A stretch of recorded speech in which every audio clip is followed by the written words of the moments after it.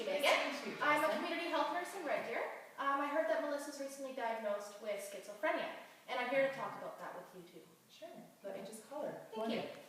Melissa, there's somebody here to see us.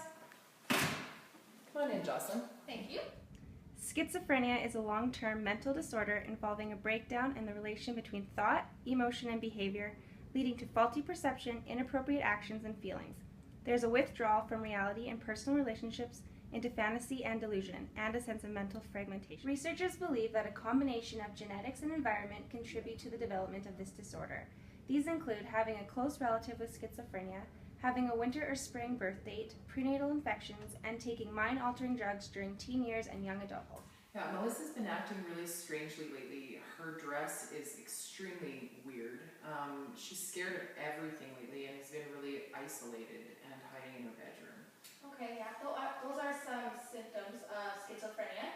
Some others are delusions, hallucinations, paranoia, disorganized speech, lack of and confusion of emotions, dressing inappropriately, and repetitive behaviors. Oh, Melissa, this is Jocelyn. Hi, Melissa. It's nice to meet you. Hi, Melissa. It's nice to meet you. Can you explain what could be happening in Melissa's body? Well, actually, schizophrenia affects the brain. My brain. In the prefrontal cortex, dopamine receptors' function is to bind to dopamine secreted by the presynaptic nerve cells. This binding triggers changes in metabolic activity of the postsynaptic nerve cells. D1 receptors in the brain are linked to episodic memory, emotion, and cognition. In a schizophrenic brain, the D1 binding of dopamine is lower as a result of fewer D1 receptors. This is known as hypoactive dopamine. Hypodopamine is linked to negative symptoms. Some examples of negative symptoms include emotional flatness, language deficits, lack of energy, and difficulties with social cues and relationships. D2 receptors are found in the basal ganglia.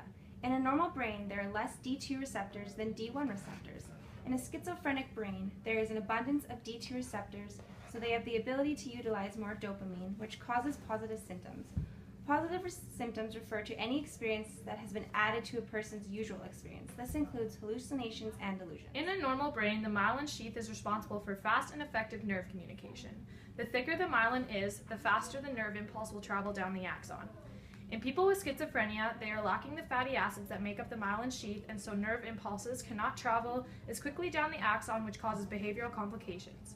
Myelination is the production of the myelin sheath and starts in the 14th week of fetal development and carries into adolescent years. So if interrupted at any point, there can be a risk of developing schizophrenia. In the schizophrenic brain, the lateral and third ventricles are enlarged. In recent studies, evidence shows this enlargement is progressive. Does that answer all your questions? It does, thank you, Jocelyn.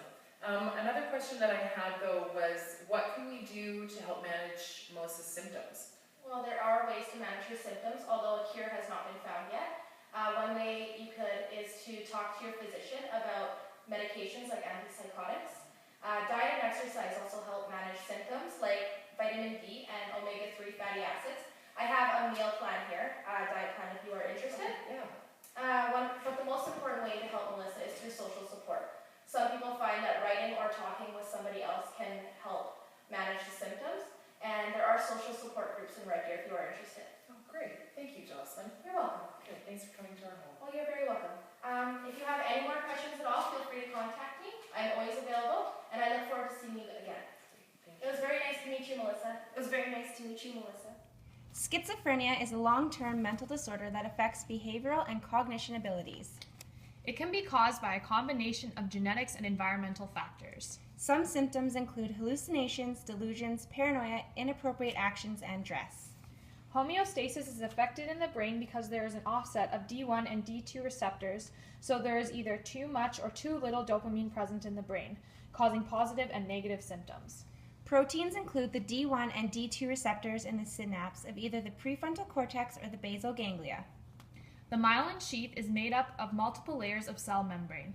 In schizophrenia, the myelin sheath is damaged, so the nerve impulse cannot travel efficiently down the axon of the neuron. Even though there is no cure, there are many things that can be done in order to reduce the symptoms of schizophrenia.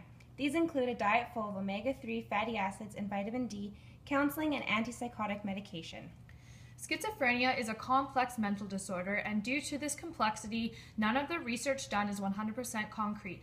More research is still needed.